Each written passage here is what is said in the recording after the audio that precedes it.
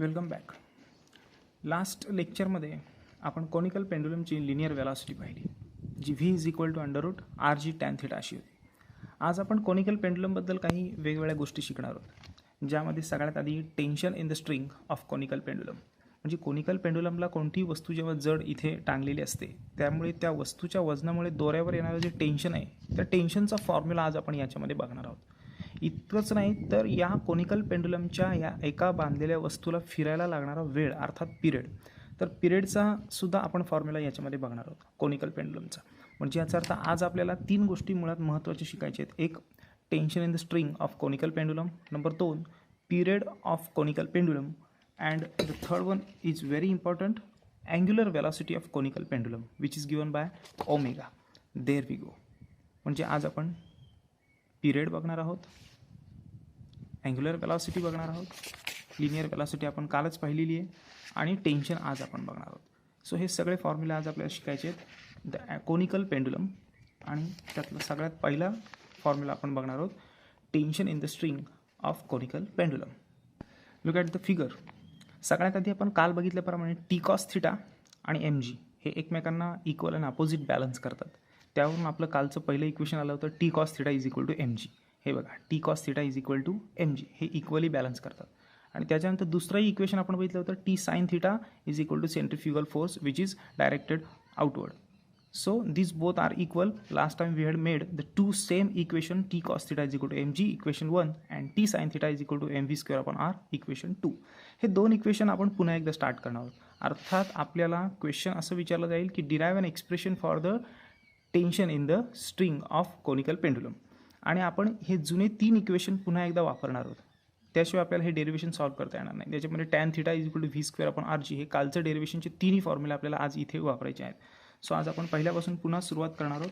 So let start.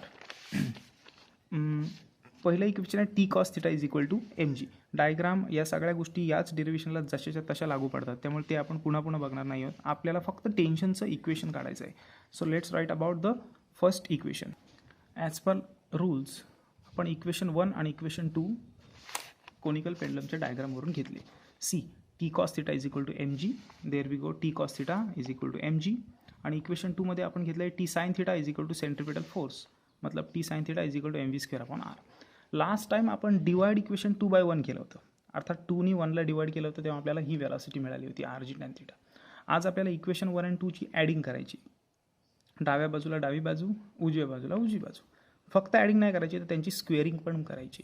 Both साईडला squaring करून addition करायचे. बघा, टी कॉस थिटामध्ये टी साइन थिटा ॲड करायचा, पण टीला पण स्क्वेअर आणि cos square, T square, sine square प्रत्येकाला काय द्यायचे आहेत, स्क्वेअर. काय, squaring and adding. Right here equation 1.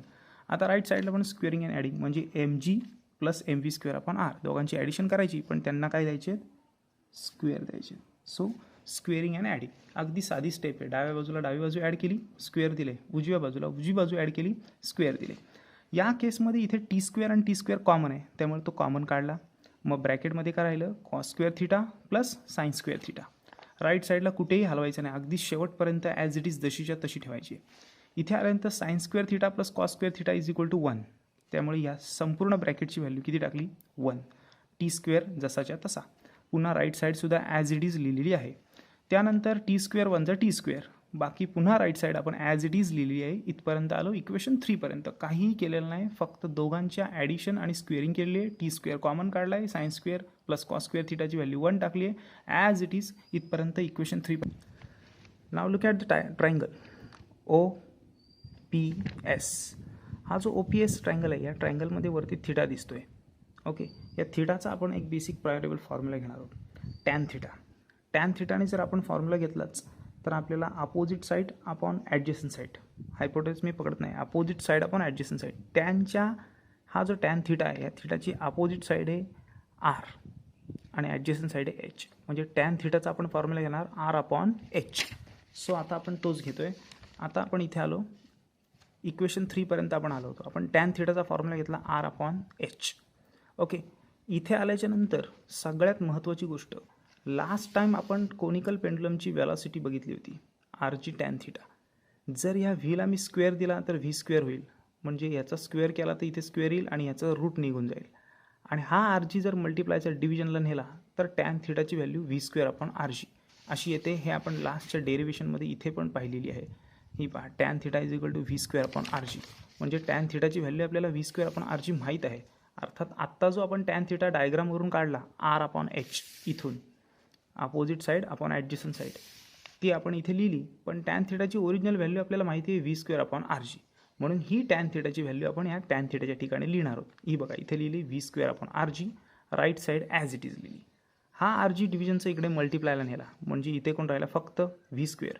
डिव्हिजनचा r g कुठे गेला, इकडे गेला वरती. हे बघा आर इंटू हा आर ओरिजिनल आर आहे आणि हा आर जी इकडे वरती आला r g upon h. R into r, r square झाला, जी जसाच्या तसा, एच सुद्धा जसा आहे तसा, म्हणजे v square is equal to r square G upon h. इथपर्यंत आल्यानंतर इक्वेशन 4 नाव द्यायचं आहे आणि व्ही स्क्वेअरची जी व्हॅल्यू मिळालेली आहे ती व्ही स्क्वेअरची इक्वेशन 4ची व्हॅल्यू आपण 3मध्ये पुट करणार आहोत. हा इथे व्ही स्क्वेअर दिसतोय ना तिथे. मग बघूया आता इक्वेशन नंबर 3मध्ये आपण ती पुट करणार. हे आलं इक्वेशन नंबर 3. खालच्या बाजूला टी स्क्वेअर जसाच्या तसा, एम जी होल ब्रॅकेटचा स्क्वेअर ॲज इट इज, प्लससुद्धा as it is, M upon R ब्रॅकेटमध्ये एम अपॉन आर जसाच्या तसा, आणि व्ही स्क्वेअरची टोटल व्हॅल्यू ही आर स्क्वेअर जी अपॉन एच हा टाकली. आणि संपूर्ण होल ब्रॅकेटला इथे स्क्वेअर आहे.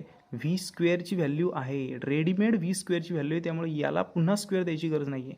आपण ही व्ही स्क्वेअरची व्हॅल्यू इथे टाकली या व्ही स्क्वेअरच्या ठिकाणी, आणि होल ब्रॅकेटचा पुन्हा स्क्वेअर आहे तो आपण इथे दिला. इथे झाल्याच्यानंतर नेक्स्ट स्टेप थोडीशी कॉम्प्लेक्स जाते. बघा काय, टी स्क्वेअर जसा आहे तसा, एमचा स्क्वेअर एम स्क्वेअर, जीचा स्क्वेअर जी स्क्वेअर, प्लस इथे बघा संपूर्ण ब्रॅकेटचा स्क्वेअर आहे, सो एमचा स्क्वेअर एम स्क्वेअर, आरचा सुद्धा स्क्वेअर आर स्क्वेअर, आरचा स्क्वेअर ऑलरेडी आहे म्हणजे 2 2 जा 4, म्हणजे R raise to the power 4, जीचा स्क्वेअर जी स्क्वेअर, आणि एचचा स्क्वेअर लिहिला एच स्क्वेअर. इथपर्यंत आलो आपण, राईट. आता या दोघांमध्ये सुद्धा बघा इथे एम स्क्वेअर जी स्क्वेअर आहे, इथे सुद्धा एम स्क्वेअर जी स्क्वेअर आहे, म्हणजे दोघांमध्ये एम स्क्वेअर जी स्क्वेअर कॉमन निघेल. सो हा बघा एम स्क्वेअर जी स्क्वेअर कॉमन काढला. आता इथला एम स्क्वेअर जी स्क्वेअर सगळाच बाहेर गेला, म्हणजे इथे कोण राहिला 1. आणि राईट साईडला काय राहिलं, तर राईट साईडला इतकंच राहिलं. बघा कसं, हा आर स्क्वेअर गेला आणि ह्यातले 2 आर गेले, म्हणजे इथे फक्त आर स्क्वेअर राहिला. हा इथे आर स्क्वेअर लिहिला, जी तर आपला ऑलरेडी बाहेरच गेलेला आहे, म्हणजे राहिला खाली कोण h square. I repeat, m square G square M square G square बाहेर गेले, इथे आले, इथे कोणीच राहिलं नाही, म्हणजे 1 प्लस प्लस इथे राहिला फक्त आर स्क्वेअर, इथून कट होऊन राहिलेला आर स्क्वेअर राहिला, जी तर बाहेर गेला आहे, राहिला फक्त एच स्क्वेअर. नंतर एम स्क्वेअर जी स्क्वेअर जसे आहे तसे लिहिले, 1 पण जसा आहे तसा लिहिला, प्लस पण तसा लिहिला, दोघांनाही स्क्वेअर आहेत त्यामुळे एकत्र ब्रॅकेटमध्ये स्क्वेअर लिहिले. आणि हे झाल्याच्या नंतर लेफ्ट साईडला आपल्याला टीचा स्क्वेअर आहे, सो या टी स्क्वेअरचा जर मी रूट काढला तर इथे राहिला फक्त टी, आणि या संपूर्ण बाजूचा रूट काढला तर एम स्क्वेअर जी स्क्वेअरचे स्क्वेअर निघून जातील, गेले, आणि यांचा स्क्वेअर रूट निघत नाही म्हणून त्यांना आपण रूटमध्ये टाकले. सो हा जो आपला इक्वेशन आलेला आहे T is equal to M G under root 1 plus R square R upon H whole ब्रॅकेटचा स्क्वेअर, हे आपलं टेन्शनचं इक्वेशन आलं. टेन्शनचं इक्वेशन फायनल आन्सर काय आलं बघा आता, T is equal to M G आणि अंडर रूटमध्ये काय आलं 1 प्लस आर अपॉन एच आणि होल ब्रॅकेटचा square. This is the expression of tension in the string of conical pendulum. काहीच केलेलं नाही, इक्वेशन 1 आणि 2ला स्क्वेअर आणि ॲड केलं आहे. साईन कॉस्टची व्हॅल्यू 1 टाकलेली आहे, साईन स्क्वेअर कॉस स्क्वेअर थिटाची. हे झाल्याच्या नंतर आपण काहीच करत नाही, डायरेक्टली टॅन थिटाकडे जातो, आर अपॉन एच. टॅन थिटाची मागच्या डेरिवेशनची value V square upon R G आहे ती मिळते, ती इथे टाकतो. आर जी डिव्हिजनचा मल्टिप्लायला जातो, r into r r square होऊन जातं. आलेली व्हीची व्हॅल्यू आपण पुन्हा थर्डमध्ये टाकतो. थर्डमध्ये टाकल्याच्या नंतर सगळ्या गोष्टींचे स्क्वेअर करतो, स्क्वेअर केल्यानंतर कॅन्सलेशन करून एम स्क्वेअर जी स्क्वेअर कॉमन काढतो आणि मग त्यांचे रूट काढतो. That's it. It's very simple ever straight forward derivation. Next derivation is period of conical pendulum. Diagram तीच असणार आहे, पण पिरियड ऑफ कोनिकल पेंडुलम काढताना सगळ्यात आधी आपण पिरियडचा फॉर्म्युला घेणार आहोत. आणि पिरियडचा बेसिक फॉर्म्युला आपल्याला सगळ्यांनाच माहिती आहे, 2 pi r upon v, circumference upon velocity is equal to period. हा जनरल फॉर्म्युला आहे, 11वीमध्येही शिकलो आहे, आत्ताही मागेही आपण हा शिकलेलो आहे, बेसिक फॉर्म्युलांमध्ये सुद्धा आपण हा शिकलेलो आहोत. पिरियडचा फॉर्म्युला घेतल्यानंतर 2 पाय आर अपॉन व्ही. यानंतर आपल्याला बेसिक फॉर्म्युला आपल्याला माहिती आहे, the velocity of conical pendulum is V is equal to under root R G tan theta. So ही व्हीची व्हॅल्यू आपल्याला प्रॉपरली माहिती आहे, ही व्हीची व्हॅल्यू आपण ह्या व्हीच्या ठिकाणी टाकणार आहोत. So obviously T as it is, 2 pi r also as it is, आणि व्ही काढून त्याची व्हॅल्यू टाकली under root R G tan theta. इथपर्यंत आल्याच्यानंतर आपल्याला काय करायचं आहे बघा, हा आर आहे. जर मी आरला स्क्वेअर रूटमध्ये टाकायचं म्हटलं तर आरला फक्त स्क्वेअर रूटमध्ये टाकून जमणार नाही, त्याला स्क्वेअर द्यावा लागेल. का तर स्क्वेअर आणि स्क्वेअर रूट कॅन्सल होऊन फक्त आर असा येतो. म्हणजे अंडर रूट आर स्क्वेअर याचा अर्थ आरच होतो. म्हणजे आरला जर मला स्क्वेअर रूटमध्ये टाकायचा झाला तर मला त्याला कंपल्सरी काय द्यावं लागेल, स्क्वेअर द्यावं लागेल, तरच त्याचं मिनिंग बदलणार नाही. सो हा वरचा आर आहे, याला मला स्क्वेअर रूटमध्ये टाकायचा आहे, तर तो नुसता टाकता येणार नाही, मला त्याला स्क्वेअर द्यावा लागेल.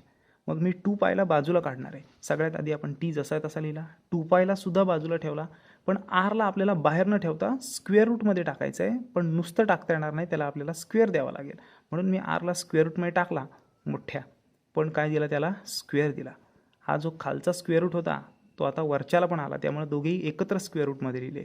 आरचा स्क्वेअर झाला आणि आर जी टॅन थिटा ऑलरेडी स्क्वेअर रूटमध्ये होताच. या केसमध्ये नंतर आर कॅन्सल आणि आर स्क्वेअर कॅन्सल, अर्थात T is equal to 2 pi, वरती राहिला फक्त आर, कारण आर आणि आर स्क्वेअर गेला म्हणजे एक आर राहिला, खाली राहिला फक्त जी टॅन थिटा. इक्वेशन नंबर आलं 2.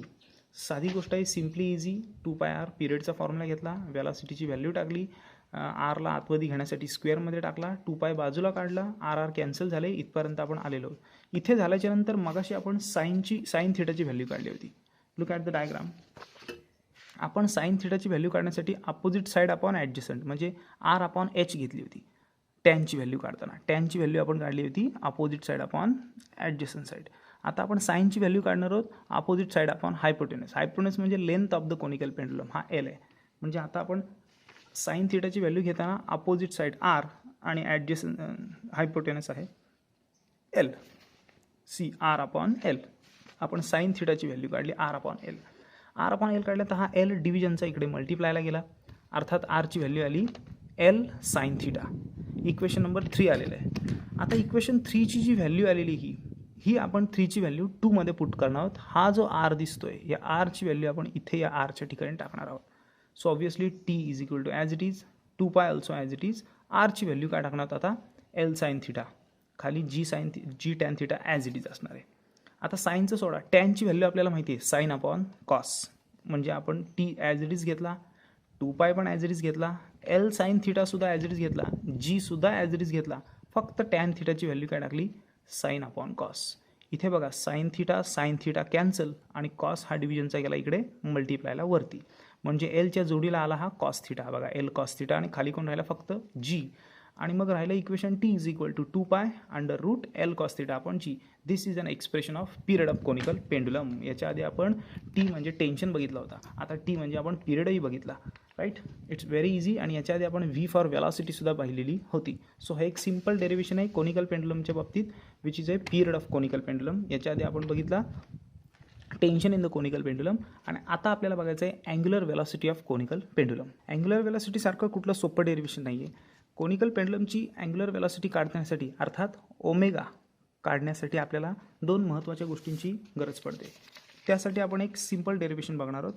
हे डेरिव्हेशन आपल्याला इतकंच सांगतं की कोनिकल पेंडुलमची लिनियर वेलॉसिटी व्ही आहे, टेन्शन टी आहे, पिरियडसुद्धा टी आहे, राईट. मग ओमेगा काय, तर ओमेगा आपली अँग्युलर वेलॉसिटी आणि कोनिकल पेंडुलममध्ये ती सुद्धा असते आणि आपण ती आता शोधणार आहोत. त्यासाठी आपण सगळ्यात पहिला फॉर्म्युला घेणार आहोत लिनियर वेलॉसिटीचा.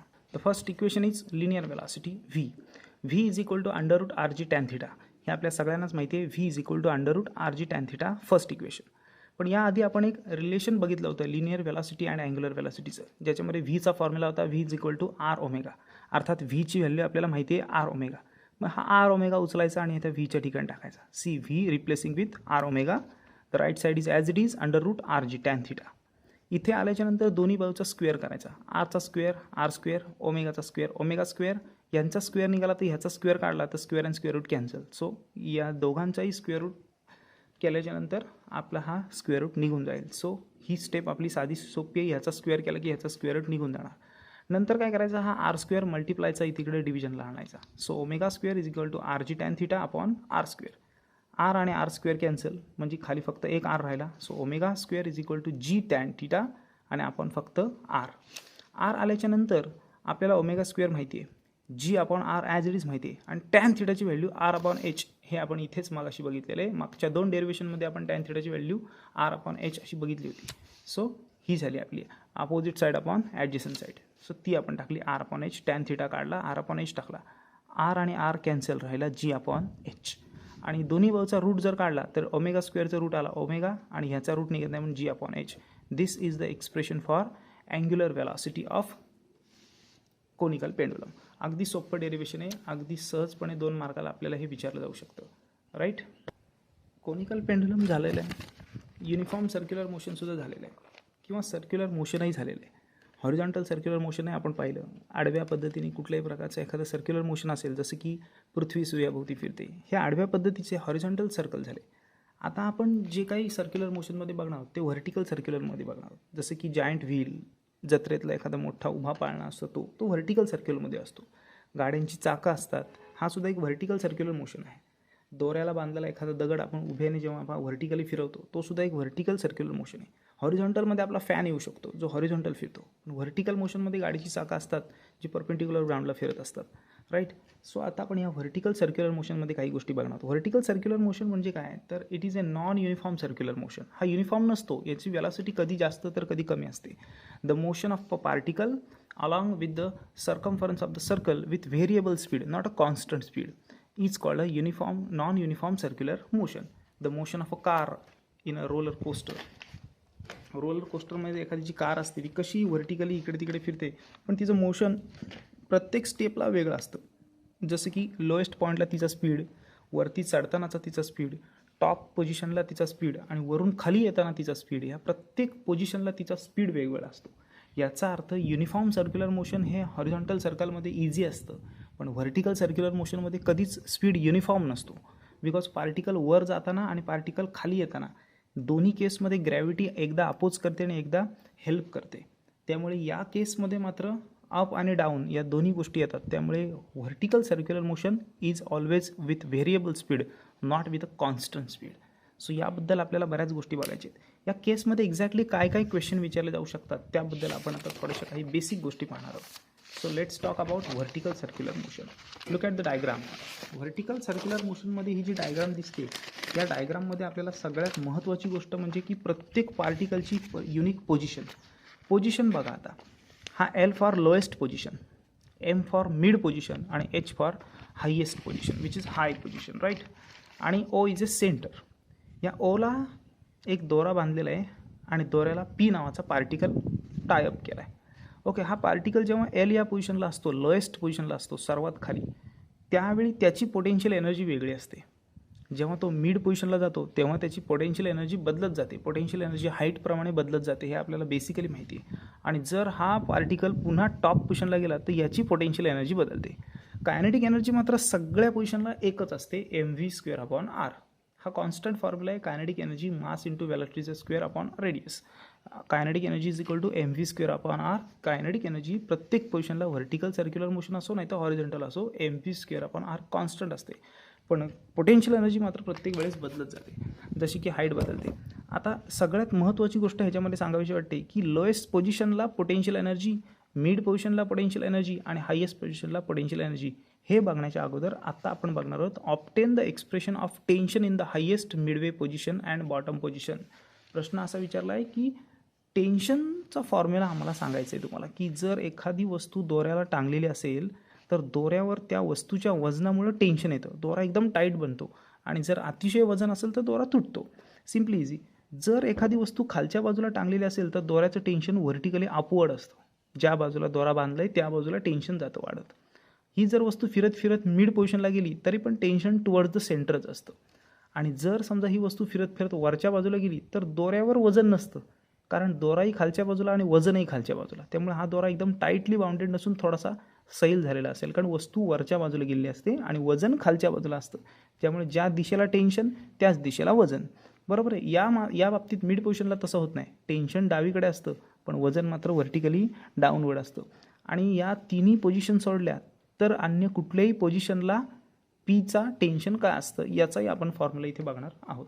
सो या केसमध्ये दोऱ्यावर असणारं tension lowest position, mid position आणि हायेस्ट पोझिशन हे आपण बघणार आहोत. हे प्रॅक्टिकली करून बघण्यासाठी तुम्ही एखादी दगड तुमच्या दोऱ्याला बांधून फिरवून बघू शकता. दोऱ्याला बांधलेली दगड जेव्हा खालच्या बाजूला जाते त्यावेळी दोऱ्यावर जास्त टेन्शन असतं. मिड पोझिशनला दोरा थोडा सैल असतो आणि टॉप पोझिशनला जेव्हा जातो तेव्हा दोरा पूर्णपणे सैल झालेला असतो. बिकॉज हायेस्ट पोझिशनला दोऱ्यावर टेन्शन सर्वात कमी असतं. ओके. या सगळ्या केसमध्ये एक महत्त्वाचा फॉर्म्युला आहे सेंट्रीफ्युगल फोर्स. सेंट्रीफ्युगल फोर्स का मतलब काय, तर जेव्हा तुम्ही दोऱ्याने एखादी वस्तू फिरवत असता त्यावेळी त्या बांधलेल्या दगडाला गोल फिरण्यासाठी सेंट्रिपेटल फोर्स तुम्ही प्रोव्हाइड करता. जो तुमच्या हातामध्ये पकडलेला दोरा असतो तो सेंट्रिपेटल फोर्स देतो. पण या सेंट्रिपेटल फोर्समुळे तो फिरत असतो, बट एक्झॅक्टली टेन्शनला सेंट्रीफ्युगल फोर्स अपोजिट करत असतो. कारण ज्या क्षणी दोरा तुटेल त्या क्षणी ती वस्तू आतल्या बाजूला न पडता बाहेरच्या बाजूला पडेल. आणि ज्यावेळी एखादी वस्तू बाहेरच्या बाजूला उडते तेव्हा त्याला आपण सेंट्रीफ्युगल फोर्स असं म्हणतो, mv²/r. जसं मगाशी मी तुम्हाला कायनेटिक एनर्जी हा फॉर्म्युला सांगितला तेव्हा हाफ mv², असं म्हणायला हवं होतं. 1/2 mv². हाफ mv² हा कायनेटिक एनर्जीचा फॉर्म्युला आहे आणि mv²/r सेंट्रीपेटल फोर्सचा फॉर्म्युला आहे. राईट. सो मगाशी गलतीचे आपण असं बोललो होतो की कायनेटिक एनर्जीचा फॉर्म्युला mv²/r, तर ते चुकीचं असून कायनेटिक एनर्जीचा फॉर्म्युला 1/2 mv² आहे, जो इथे दिलेला आहे बघा. Half mv² lowest, half mv² mid, half mv² h. Kinetic energy जास्त इम्पॉर्टंट नाही आहे इथे. इथे इम्पॉर्टंट आहे सेंट्रीफ्युगल फोर्स mv²/r. आता त्याबद्दलच आपण बघणार आहोत की या पोझिशनला जरी दोरा तुटला तरी वस्तू बाहेर पडणार, इथे पडला तरी बाहेर पडणार, इथे पडला तरी बाहेर पडणार. अर्थात प्रत्येक पोझिशनला टेन्शन हे टुवर्ड्स द सेंटर आहे, पण यांना अपोज करणारा mv² हा बाहेरच्या बाजूला आहे. याचा अर्थ जेवढं टेन्शन तेवढा सेंट्रीफ्युगल फोर्स, जेवढं टेन्शन आतल्या बाजूला तेवढं exactly equal and opposite centrifugal force बाहेरच्या बाजूला. म्हणजे टेन्शन ॲट मिड पॉईंट असला तरी तो सेंट्रीफ्युगल फोर्सला इक्वल आहे, टेन्शन ॲट लोएस्ट पॉईंट असला तरी सेंट्रीफ्युगल फोर्सला इक्वल आहे, आणि टेन्शन ॲट हायेस्ट पॉईंट असला तरी सेंट्रीफ्युगल फोर्सला अपोजिटच आहे. ओके सर, या सगळ्या गोष्टी नीट लक्षात घेऊन आपण आता फॉर्म्युले बघणार आहोत. अगदी 1 मिनिटात आपण टेन्शन ॲट लोएस्ट पॉईंट आणि टेन्शन ॲट हायेस्ट पॉईंट बघणार आहोत. अगदी साधे सोपे 2 फॉर्म्युले आहेत. नंबर 1, सगळ्यात आधी आपण महत्त्वाची गोष्ट बघितली की बाहेरच्या बाजूला जो फॉर्म्युला आउटवर्ड डायरेक्ट होतो तो काय आहे, तर सेंट्रीफ्युगल फोर्सचा आहे mv²/r बाहेरच्या बाजूला. इथे सुद्धा काय असणार आहे बाहेरच्या बाजूला mv²/r, आणि इथे सुद्धा बाहेरच्या बाजूला काय असणार आहे खालच्या बाजूला mv²/r. बाहेरच्या बाजूला तिन्ही ठिकाणी mv²/r आहे आउटवर्डला, आणि या प्रत्येकाला अपोजिट वर्कआउट करतो. Tension at mid point, tension at lowest point, tension at highest point. बघा, हा खाली तर हा वर, इथे सुद्धा हा खाली तर हा वर. ओके, या तिन्ही केसमध्ये mg हा डाऊनवर्डच आहे. बघा, तिन्ही केसमध्ये mg हा डाऊनवर्ड आहे. जसं की सेंट्रीफ्युगल फोर्स इथे बाहेरच्या बाजूला आहे, तर mg सुद्धा बाहेरच्या बाजूला, म्हणजे दोन्ही पण हे खालच्या बाजूला आहेत आणि दोघांना अपोज एकटाच करतोय टेन्शन ॲट लोएस्ट पॉईंट. सगळ्यात महत्त्वाची गोष्ट, पहिला फॉर्म्युला आपण शिकतोय टेन्शन ॲट लोएस्ट पॉईंट, वस्तू खालच्या बाजूला आहे, दोरा खूप टाईट झालेला आहे, दोऱ्याच्या वरच्या बाजूला टेन्शन आलेलं आहे, हे टेन्शन व्हर्टिकली अपवर्ड आहे. ओके, म्हणजे टेन्शन ॲट लोएस्ट पॉईंट जरी असला तरी टेन्शन व्हर्टिकली अपवर्ड आहे. या एकट्या अपवर्डला खाली दोघे जण बॅलन्स करताय. एक कोण आहे mg आहे आणि दुसरा कोण आहे सेंट्रीफ्युगल फोर्स mv²/r. म्हणजे टेन्शन ॲट लोएस्ट पॉईंटचा हा साधा सिंपल फॉर्म्युला आहे की वजनही खाली आणि सेंट्रीफ्युगल फोर्ससुद्धा खालीच, दोन्ही पण अपवर्ड अपोजिट करतात. त्यामुळे हा एक त्याचा फॉर्म्युला झाला टेन्शन ॲट लोएस्ट पॉईंटचा. मग टेन्शन ॲट हायस्ट पॉईंटचा काय झालं आहे, तर टेन्शन ॲट हायस्ट पॉईंटचं बघा, वरच्या बाजूला काय आहे सेंट्रीफ्युगल फोर्स आहे, पण mg पण खाली आणि टेन्शन ॲट हायस्ट पॉईंट पण खालीच आहे. म्हणजे ह्या एकट्याला हे दोघे जण बॅलन्स करत आहेत. म्हणजे हा एकटा इज इक्वल टू हे दोघे जण, हा एकटा वरती आणि हे दोन्ही पण खाली, टेन्शन पण खालच्या बाजूला आणि mg वेटसुद्धा खालच्याच बाजूला. मग हायेस्ट पॉईंटचा जेव्हा मी फॉर्म्युला काढेल त्यावेळी टेन्शन ॲट हायेस्ट पॉईंट खालच्या बाजूला आहे, mg पण खालच्या बाजूला, म्हणजे हे दोघे पण कुठे आहेत खालच्याच बाजूला आहेत, आणि एकटा वरच्या बाजूला कोण आहे फक्त सेंट्रीफ्युगल फोर्स mv²/r. आणि आपल्याला टेन्शन ॲट हायेस्ट पॉईंट करायचं आहे. So tension at highest point is equal to हा प्लस mg इकडे येईल मायनसला, म्हणजे mv²/r मायनस काय mg. हा फॉर्म्युला आला टेन्शनचा कुठल्या पॉईंटचा, हायेस्ट पॉईंटचा, आणि हा कुठला आला लोएस्ट पॉईंटचा. म्हणजे हे 2 टेन्शनचे साधे सिंपल फॉर्म्युले आहेत. हे एक्सप्लेन करताना जरा प्रॉपरली एक्सप्लेन करावे लागतात. या दोन्ही फॉर्म्युलांचा अर्थ एकच होतो. Look at the figure.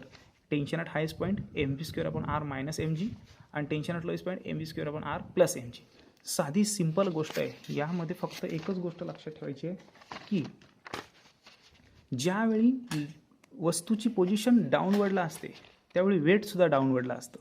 म्हणजे वजन आणि सेंट्रीफ्युगल फोर्स हे बाहेरच्या बाजूला आले आणि टेन्शन मात्र वरच्या बाजूला. मग एकटा टेन्शन इज इक्वल टू हे दोघे. हा बघा, एकटा टेन्शन इज इक्वल टू हे दोघे. बरोबर आहे, हे दोन्ही सिंपल आहे. ह्याच्यामध्ये काय इकडे घ्यायची गरज नाही, कारण टेन्शन ॲट लोएस्ट पॉईंटच काढायचा होता, आपल्याला फॉर्म्युला मिळाला. या केसमध्ये मात्र टेन्शन पण डाऊनवर्ड आहे, mg पण डाऊनवर्ड आहे, दोन्ही एका बाजूला खाली आहेत आणि एका बाजूला फक्त सेंट्रीफ्युगल फोर्स आहे. म्हणजे हा एकटा इज इक्वल टू हे दोघे. सो हा बघा, हा एकटा इज इक्वल टू हे दोघे. पण आपल्याला टेन्शन ॲट हायेस्ट पॉईंटचा फॉर्म्युला पाहिजे म्हणून हा प्लसचा इकडे मायनसला घेतला, हायेस्ट पॉईंटसुद्धा मिळाला. हे दोन फॉर्म्युले टेन्शन ॲट लोएस्ट पॉईंट आणि टेन्शन ॲट हायेस्ट पॉईंटचे जे व्हर्टिकल सर्क्युलर मोशनमध्ये आपल्याला मिळतात. पण प्रश्न असा उरतो की जर टेन्शन मिड पॉईंटला किंवा अन्य कुठल्याही पोझिशनला असेल तर मात्र एक्सप्रेशन कसं काढायचं. तर ते एक्सप्रेशन इतकंच आहे की तुम्हाला फक्त या पर्टिक्युलर टेन्शनमध्ये म्हणजे या सेंट्रिफ्युगल फोर्समध्ये mg cos थीटा इतकंच जॉईन करायचं आहे. इट मीन्स दॅट की फॉर्म्युला इतका सिम्पल आहे की mv²r plus mg cos theta असं एक सिम्पल फॉर्मॅट टेबल आपल्याला एक कॅल्क्युलेशन करायचं आहे. तर ते कसं करायचं ते आता आपण इथे बघणार आहोत. राईट.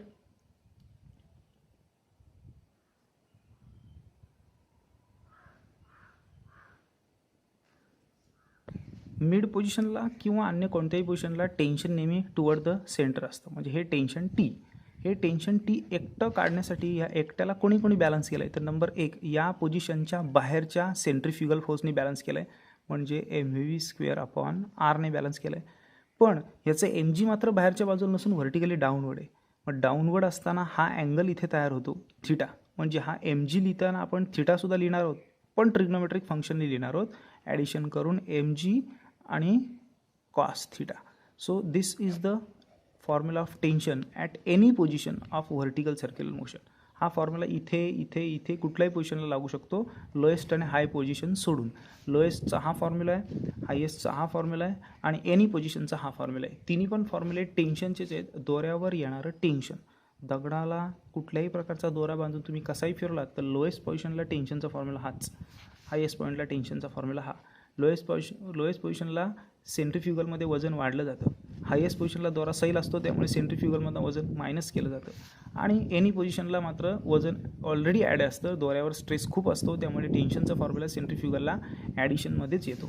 सो हे बेसिक झालं आपलं tension in vertical circular motion in the string of. Naveen question आपण बघणार आहोत. Derive an expression for the linear velocity at lowest point, Midway point and top position. आत्ता आपण एक सर्वात महत्त्वाचं डेरिव्हेशन बघितलं की व्हर्टिकल सर्क्युलर मोशन म्हणजे उभं फिरणारं सर्क्युलर मोशन, ज्यामध्ये आत्ता आपण एक महत्त्वाची गोष्ट बघितली की टेन्शनचा फॉर्म्युला फक्त बघितले जे इतके इम्पॉर्टंट नाही आहे पण परीक्षेला विचारलंच. तर tension at lowest point, mid point and highest point आपल्याला कळलेलं आहे. मग आता आपल्याला काय शिकायचं आहे. तर आता आपण शिकणार आहोत की या लोएस्ट पोझिशनची वेलॉसिटी जी VLने दाखवली बघा इथे, velocity at lowest point, velocity at mid point आणि वेलॉसिटी ॲट हायेस्ट पॉईंट. तुम्ही समजून चाला की एखाद्या दोऱ्याला बांधलेली वस्तू लोएस्ट पोझिशनला तिची वेलॉसिटी किती असेल, खालून वर जाताना तिची वेलॉसिटी किती असेल, वरून खाली येताना तिची वेलॉसिटी काय असेल. ही प्रत्येक वेळेस वेगवेगळी असणार कारण ही लिनियर वेलॉसिटी. आपण लिनियर वेलॉसिटीज काढणार आहोत. आता या केसमध्ये आपल्याला वेलॉसिटीचे फॉर्म्युले काढण्याच्या अगोदर या पर्टिक्युलर पोझिशनला त्या वस्तूची पोटेन्शियल एनर्जी किती आहे हे सुद्धा कळलं पाहिजे. त्यामुळे या डेरिव्हेशनच्या सुरुवातीला आपण काही गोष्टी महत्त्वाच्या बघणार आहोत की या केसमध्ये कायनेटिक एनर्जी आणि पोटेन्शियल एनर्जी किती असते आणि टोटल एनर्जी पण प्रत्येक वेळेस किती असते याची सायंटिफिक कारणं आता आपण बघणार आहोत. आणि ही जर नाही समजली तर आपल्याला काहीच कळणार नाही या डेरिव्हेशनच्या बाबतीत. त्यामुळे एक सर्वात महत्त्वाची गोष्ट अगदी मन लावून ऐकावी असं मला वाटतं. बघा काय प्रकार आहे. VCM म्हणजे vertical circular motion. Total energy काढायची असेल तर आपल्याला आधी kinetic energy plus potential energy यांची आपण ॲडिशन करतो तेव्हा आपल्याला टोटल एनर्जी मिळते. पण कायनेटिक एनर्जी प्रत्येक पोझिशनला सेम असते. हे मी मागाशीच तुम्हाला सांगितलं की व्हर्टिकल सर्क्युलर मोशन असो नाही तर हॉरिझॉन्टल सर्क्युलर मोशन असो, कायनेटिक एनर्जीचा फॉर्म्युला शेवटपर्यंत 1/2 mv², 1/2 mv², 1/2 mv² असाच असतो. फक्त L for lowest point, M for mid point, H for highest point असं मेन्शन केलेलं आहे. कायनेटिक एनर्जीचं सोडून द्या, पोटेन्शियल एनर्जीचं बघा. ज्यावेळी एखादी वस्तू लोएस्ट पोझिशनला असते त्यावेळी तिची पोटेन्शियल एनर्जी स्थिर असते, वस्तू जागेवर स्थिर असते त्यामुळे ती हलत नाही काय नाही, तिच्यातली पोटेन्शियल एनर्जी 0 असते जेव्हा ती लोएस्ट पोझिशनला असते. पण ज्यावेळी ती मिड पोझिशनला येते इथे त्यावेळी ती या इथून इथपर्यंत वर जाते, इथपर्यंत. म्हणजे ग्राउंडपासून ती किती डिस्टन्स कवर करते, R इतकं डिस्टन्स कवर करते.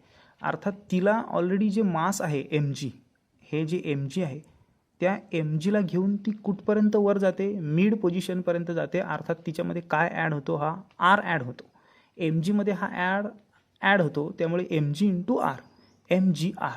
म्हणजे जर लोएस्ट पोझिशनला पोटेन्शियल एनर्जी mg इतकी असेल किंवा 0 असेल तर मिड पोझिशनला ती स्वतःची एनर्जी घेऊन mgला घेऊन R इतकं डिस्टन्स कवर करते. म्हणजे mgr की त्याची पोटेन्शियल एनर्जी बनते मिड पोझिशनला. एक सिंगल आरच फक्त ती वर गेलेली असते. पण जर ती पूर्णपणे टॉपला हायेस्टपर्यंत गेली तर ही आर प्लस ही आर किती आर झाले, 2R झाले. म्हणजे ह्या एम जीला सिंगल आरने न मल्टिप्लाय करता आपण कितीने मल्टिप्लाय करणार आहोत, 2R मल्टिप्लाय करणार आहोत. लुक ॲट दॅट, एम जी आणि 2 × R. You get me. म्हणजे लोएस्ट पोझिशनला पोटेन्शियल एनर्जी असते 0, इथे 0 असते. मिड पोझिशनला गेल्यानंतर एम जीला आरने मल्टिप्लाय केलं जातं, म्हणजे एम जी आर होते potential energy m g r. आणि टॉप पोझिशनला गेलं की ही आर प्लस ही आर 2R झाले. त्यामुळे एम जीला आपण 2R मल्टिप्लाय करतो. इथपर्यंत झाल्याच्या नंतर दिस वन प्लस दिस वन करून हे येतं की नाही हे मात्र तुम्हाला असं करता येणार नाही. 5/2 mgr 5/2 mgr 5/2 mgr ही टोटल एनर्जी आपण डेरिवेशनने बघणार आहोत.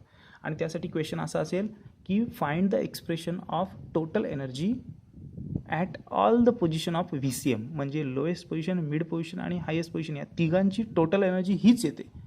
पण पोटेन्शियल आणि कायनेटिक मात्र डिफरंट असते. अर्थात कायनेटिक एनर्जी पण सेम असते, पण वेलॉसिटी डिफरंट असल्याकारणानं प्रत्येकाची कायनेटिक एनर्जीसुद्धा सेम येत नाही, जरी फॉर्म्युला सेम असला तरी. कारण VL, VM आणि VH तीन गोष्टी मात्र बदलतात. सो आता आपण महत्त्वाची गोष्ट बघतो की पोटेन्शियल एनर्जी सर्वात महत्त्वाची गोष्ट होती की ती हर एक पॉईंटला वेगवेगळी असते. मग लोएस्ट पॉईंटला किती असणार आहे 0, मिड पॉईंटला किती असणार आहे mgr आणि हायेस्ट पॉईंटला किती असणार आहे 2 mgr. आत्ता डेरिवेशन स्टार्ट करायला काही एक हरकत नाही आहे. So let start the velocity at highest point. आपण या ठिकाणी जर पार्टिकल उंचावर पोचलाच तर या ठिकाणी पार्टिकलची हायेस्ट पॉईंटची वेलॉसिटी किती आहे ते आपण बघणार आहोत.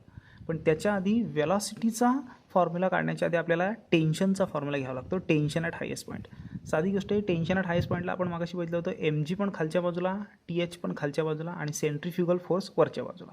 टेन्शनचा फॉर्म्युला आपण इथे बघितला होता हायेस्ट पॉईंटचा mv²h/r - mg. हा फॉर्म्युला आपल्याला सगळ्यात आधी घ्यायचा असतो. पण सर्वात महत्त्वाची गोष्ट, हायेस्ट पॉईंटला टेन्शन हे नेहमी 0 असतं, कारण दोऱ्यावर वजन अजिबात नसतं. दोरा पूर्णपणे सैल झालेला असतो, कारण दगडाचं वजन खालच्या बाजूला असतं. कुठल्याही प्रकारचा बॉब तुम्ही जो काही वस्तू बांधलेला असेल तो व्हर्टिकली वरती गेल्यानंतर दोरा थोडासा लूज झालेला असतो. त्यामुळे टेन्शन ॲक्च्युली 0 असतं आणि फॉर्म्युला हाच असतो. मग हा फॉर्म्युला आपण पहिला घेणार आहोत. TH = mv²/r - mg. हा बघा, TH = mv²/r - mg. आणि आत्ताच तुम्हाला मी बोलल्याप्रमाणे सांगितलं आहे, बट टेन्शन H हायेस्ट पॉईंटचं टेन्शन हे नेहमी 0 असतं, because due to no load. त्याच्यावर लोड नसल्या कारणाने 0 असतं. म्हणून टेन्शन H ची आपण व्हॅल्यू किती घेतली 0. Tension at highest point = 0 mv²/r - mg. इथे व्हीला H दिला आहे कारण वेलॉसिटी ॲट हायेस्ट पॉईंट असं दिसायला हवं म्हणून. त्याच्यानंतर हा मायनसचा mg तो इकडे आला प्लसला. 0 तर गेलाच, मायनसचा mg आला इकडे प्लसला. आणि आर आहे तो डिव्हिजनचा इकडे आला मल्टिप्लायला. हा बघा इथे, म्हणजे राईट साईडला फक्त mv²h राहिला, खालचा डिव्हिजनचा आर इकडे मल्टिप्लायला आला. हे झाल्याच्या नंतर m आणि m कॅन्सल झाले, म्हणजे इथे राहिला फक्त gr, इथे राहिला फक्त v²h. आणि दोन्ही बाजूचा रूट काढला तर v²hचा रूट आला vh आणि grचा रूट आला √gr. म्हणजे फॉर्म्युला आला velocity at highest point = √gr meter per second. This is the expression of velocity at highest point. जर एखादं पार्टिकल उंच टोकाला वरच्या बाजूला गेला असेल तर त्याची वेलॉसिटी √gr इतकी असते. G for gravitational acceleration, R for radius of the circle किंवा लेंथ ऑफ द स्ट्रिंग. म्हणजे याचा अर्थ या ठिकाणी जेव्हा आपलं पार्टिकल पोहोचेल तेव्हा वेलॉसिटी ॲट हायेस्ट पॉईंट किती असेल √gr. As per our rules that we can easily express this formula. There we go. It's first formula velocity at highest point. टेन्शनचा फॉर्म्युला घेतला. टेन्शन हायेस्ट पॉईंटला 0 असतं, ते टाकलं. ते टाकल्याच्या नंतर आपण कॅल्क्युलेशन केलं. आर इकडे गेला, m पण डिव्हिजन आणला, mm कॅन्सल झाला आणि velocity at highest point gr √gr आली. सेम हेच डेरिवेशन इथे असं असं आपण क्लिअरली एक्सप्लेन करून शिकलेलो. ओके, या केसमध्ये महत्त्वाची गोष्ट अशी सांगावी लागते की the equation two represent the minimum velocity at highest point. So string is not slack, it's so the continue vertical circular motion. अशा ठिकाणी दोरा पूर्णपणे सैल झालेला नसतो, नॉर्मली टाईटच असतो, पण इतकाही टाईट नसतो की टेन्शन त्याच्यावर असेल. तो नॉर्मली बिहेव करत असतो. त्यामुळे हे असा प्रकारचं इक्वेशन आहे की velocity is little greater than √rg. So हे झालं पहिलं हायेस्ट पोझिशनचं डेरिवेशन.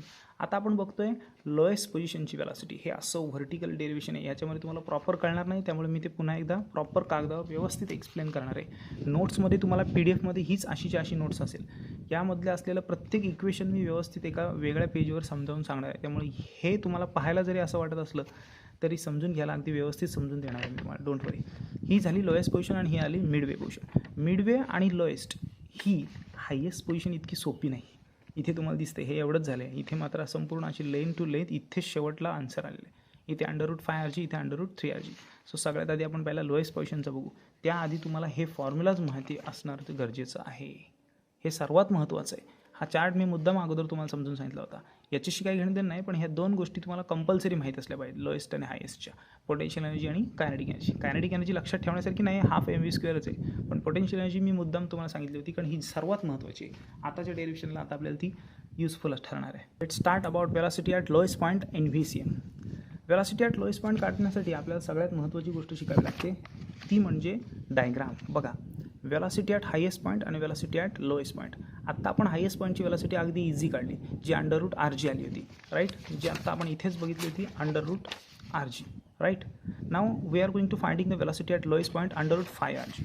हे करण्यासाठी आपल्याला इतकं साधं डेरिव्हेशन नाही आहे, ज्याच्यामध्ये थोडंसं कॉम्प्लेक्स सिच्युएशन येते. Law of energy conservation. पहिलं स्टेटमेंट तुमचं असं असलं पाहिजे, लॉ ऑफ एनर्जी कन्झर्वेशनचा लॉ असं म्हणतो की total energy at lowest point is equal to total energy at highest point. Total energy कुठल्याही पॉईंटची, लोएस्ट असो, हायेस्ट असो, मिड असो, ही सेमच असते. इथे आपण बघितलेली म्हणजे total energy at lowest point असो नाही तर हायेस्ट पॉईंट असो, ही 5/2 mgr 5/2 mgr असते, सेम असते. म्हणून आपण दाखवली total energy lowest point is equal to total energy highest point. पण टोटल एनर्जीचा फॉर्म्युला आपल्याला माहिती आहे, kinetic energy plus potential energy. ही लोएस्टची झाली आणि इज इक्वल टूचं साईन जसं आहे तसं याच्यात सुद्धा दोन तुकडे पडले, kinetic energy plus potential energy. आता चौघांच्याही एनर्जीचे फॉर्म्युले आपल्याकडे इथे आहेत, जिथे कायनेटिक एनर्जी सगळीकडे ½ mv², ½ mv², ½ mv² आहे आणि पोटेन्शियल एनर्जी मात्र पोझिशनप्रमाणे आपण टाकणार आहोत. इथे लोएस्ट पॉईंट आणि हायेस्ट पॉईंट आहे, म्हणजे 0 आणि 2 mgr हेच वापरायचे आहेत, मधली काही वापरायची नाही आहे आपल्याला इथे, कारण आपण फक्त लोएस्ट आणि हायेस्टच घेतलेली आहे. सो बघूया आपला आन्सर. कायनेटिक एनर्जीचा formula ½ mv², simply easy. Potential energy lowest पॉईंटला 0 असते, आपल्याला माहितीच आहे, इथेच आपण बघितलं 0 असते. नंतर पुन्हा कायनेटिक एनर्जी आला हायेस्ट पॉईंटचा ½ mv², जो इथे आपल्याला माहितीच आहे ½ mv². आणि पोटेन्शियल एनर्जी हायेस्ट पॉईंटला असते 2 mgr, तर ती सुद्धा इथे टाकली 2 mgr. आधीचं सांगितलेला चार्ट किती महत्त्वाचं आहे तुम्हाला आता ह्या इक्वेशनवरून लक्षात आलं असेल. हे झाल्याच्यानंतर 0 जर कुठल्याही कॉन्सेप्टमध्ये ॲड केला तर ही कॉन्सेप्ट ॲज इट इज राहिली. 1/2 ½ mv²h प्लस 2 mgr. आता या ठिकाणी काय करायचं आहे, या टर्मला 1/2 आहे, ह्या टर्मला 1/2 आहे, मग ह्या टर्मला सुद्धा 1/2 आणायचं आहे आपल्याला.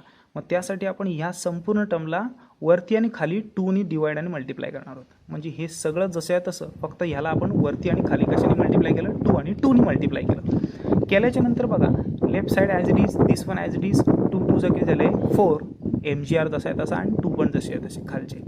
आता इथे कोण नाही म्हणजे 1 असतो, 1/2 म्हणजे 1/2 मी सेपरेट करून 4 mgr बाजूला करू शकतो. सी 1/2 mv², हा सुद्धा 1/2 mv²h प्लस इथे 1/2 बाजूला काढला आणि लिहिलं 4 mgr जसेच्या तसे. आता ह्याला 1/2 आला, ह्याला पण 1/2 आला, ह्याला पण 1/2 आला. मग आता आपण काय करणार, लेफ्ट टर्म पहिली जशी आहे तशी लिहून घेणार आणि ह्या दोघांमध्ये 1/2 m आणि 1/2 m दोन गोष्टी कॉमन आहेत. मग 1/2 m कॉमन काढला. जर या टर्ममधून 1/2 m कॉमन आला तर इथे काय राहिला, फक्त v²h आणि इथे काय राहिला, 1/2 m बाहेर तर 4gr एवढेच राहिले, कारण 1/2 m बाहेर गेला कॉमन. इथं एवढं झाल्याच्यानंतर इथे सुद्धा 1/2 m आहे, इथे सुद्धा 1/2 m, म्हणजे 1/2 m कॅन्सल, 1/2 m कॅन्सल, राहिलं काय फक्त vl², इथं राहिला v²h आणि 4gr. एवढं झाल्याच्यानंतर वेलॉसिटी ॲट हायेस्ट पॉईंट आपल्याला माहिती आहे √RG, आपण मागाशीच काढली. जर वेलॉसिटीचा स्क्वेअर पाहिजे म्हणून ह्याचा मी स्क्वेअर केला तर ह्याचा रूट निघून गेला, RG आला. v²hची व्हॅल्यू RG मिळाली, ती इथे टाकली, v²hची व्हॅल्यू RG टाकली. 4RG आणि 1RG किती झाले, 5RG झाले आणि ह्याचा रूट काढला तर हा आला √5RG. This is the expression of velocity at lowest point. Velocity at highest point काढण्यासाठी सुद्धा आपण सेम एनर्जी कन्झर्वेशनचाच फॉर्म्युला वापरणार आहोत. Total energy at lowest point is equal to total energy at mid point. ही सर्वात महत्त्वाची गोष्ट आहे. आपल्याला ज्यावेळी हायेस्ट पॉईंटची वेलॉसिटी मगाशी काढायची होती त्यावेळी आपण एक डिफरन्शिएट करून एक मगाशी कॅल्क्युलेशन केलं होतं, ज्याच्यामध्ये आपल्याला वेलॉसिटी हायेस्ट पॉईंटची मिळाली होती. आता आपण मिड पॉईंटची वेलॉसिटी काढणार आहोत. मगाशी आपण वेलॉसिटी ॲट हायेस्ट पॉईंट काढली, नंतर लोएस्ट पॉईंटची पण काढली 5RG. आता आपण काढतो आहे हायेस्ट पॉईंटची, ज्याचा मिड पॉईंटची काढणार आहोत, ज्याचा आन्सर असणार आहे 3RG. आणि हे कसं काढायचं याबद्दल आता आपण डेरिव्हेशन पाहतो आहे. So let start. एनर्जी कन्झर्वेशनमध्ये या ठिकाणी लोएस्ट पॉईंटची मिड पॉईंटची एनर्जी काढताना आपल्याला वेलॉसिटी ॲट मिड पॉईंटची वेलॉसिटी काढताना लोएस्ट आणि मिड या दोघांची कंपॅरिझन करायची. So total energy at lowest point is equal to total energy at mid point. Okay, हे दोन इक्वल दाखवल्याच्यानंतर ह्या सगळ्यांचे फॉर्म्युलांच्या पहिले व्हॅल्यू टाकायच्या. कायनेटिक एनर्जीचा फॉर्म्युला सगळ्यांना माहिती आहे, हाफ mv².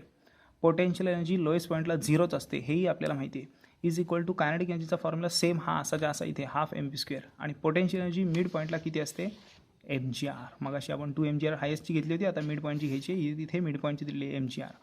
हे सगळं झाल्याच्यानंतर 1/2 m जसा आहे तसा, आणि वेलॉसिटी ॲट लोएस्ट पॉईंट इथे ही φr आपल्याला माहिती आहे, मग अशीच आपण शिकलो आहे वेलॉसिटी ॲट मिड पॉईंट, ती आपण इथे टाकली. v²चा ही v²ची व्हॅल्यू इथं φr इथे आपण टाकली. ओके, बाकी right side as it is घेतली. आता बघा φmrg सगळे जसे लिहिले φmrg आणि अपॉन काय 2, फक्त काहीच नाही, सगळ्यांचं मल्टिप्लिकेशन केलं, एकत्र लिहिले आणि खाली 2 लिहिलं. उजव्या साईडमध्ये अजूनही काही चेंजेस नाही आहेत. नेक्स्ट बघा इकडे 5/2 mrg लिहिले आणि हा प्लसचा mrg आहे किंवा mgr आहे, तो प्लसचा इकडे आला मायनसला. राईट साईडला फक्त हाफ mvm² झाला. vm म्हणजे वेलॉसिटी ॲट मिड पॉईंट जी आपल्याला काढायची. 5/2 म्हणजे काय, तर 5/2 म्हणजे 2.5, सिम्पली इझी. आणि इथे 1 आहे, म्हणजे 5/2 मधनं हा 1 घालवायचा असेल, म्हणजे 2.5 मधून 1 घालवायचं असेल तर आपलं येईल 1.5. आणि 1.5 म्हणजेच काय, 3/2. लक्षात घ्या मी काय सांगतोय, 5/2 म्हणजे किती, 2.5. 5चे निम्मे किती येतात, 2.5 येतात.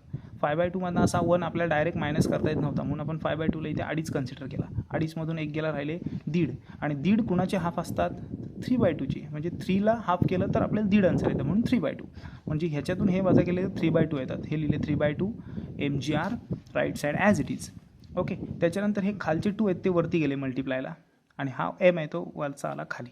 ओके, बघा 3 ॲज इट इज, हे आले 2 इकडं वरती मल्टिप्लायला, mgr ॲज इट इज, खालच्या बाजूला हा m आला, आणि आधीचे हे 2 तिथं होतेच, राहायला फक्त m velocity at mid point square. 2 cancel, cancel, राहायला किती 3rg.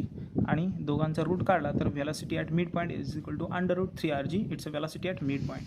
लक्षात घ्या, वेलॉसिटी ॲट मिड पॉईंट काढताना लोएस्ट आणि मिड घ्यायची असते. हायेस्ट काढताना सुद्धा लोएस्ट आणि हायेस्ट घ्यायची असते, म्हणजे मिड असो, लोएस्ट असो, ना तर हायेस्ट असो, या तिन्ही केसमध्ये तुम्हाला वेलॉसिटी ॲट लोएस्ट पॉईंट घ्यायचीच आहे.